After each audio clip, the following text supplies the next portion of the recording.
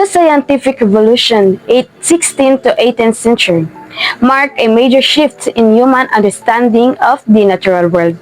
Thinkers such as Copernicus, Galileo, and Newton promoted observation, experimentations, and reasons over tradition and authority.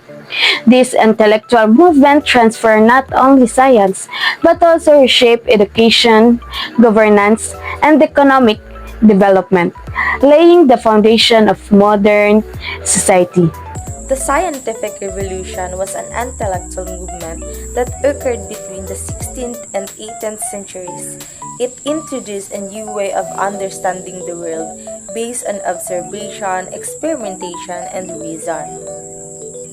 Thinkers such as Nicholas, Copernicus, Galileo Galilei, Isaac Newton, and Francis Bacon challenged traditional beliefs rooted in religion and ancient authority. Their ideas led to the development of the scientific method, which became the foundation of modern science. This revolution transformed not only science but also the way society thinks and functions. Impact on education.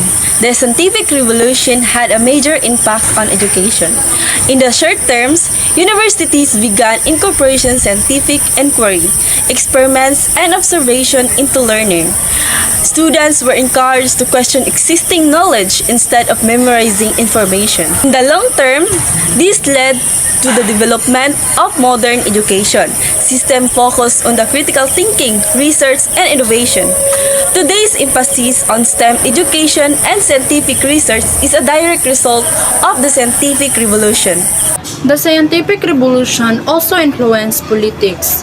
In the short term, people began questioning traditional authority, including monarchs and religious institutions. Rational thinking weakened blind obedience to power.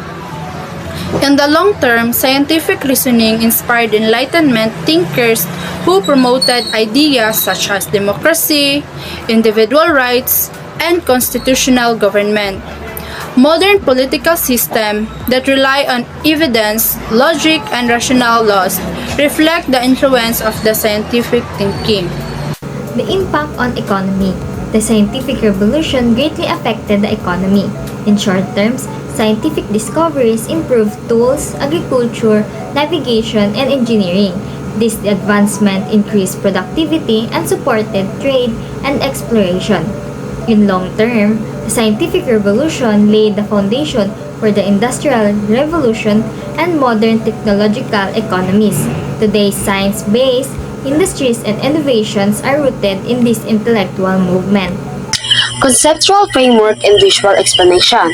Our concept map places the scientific revolution at the center as the main idea.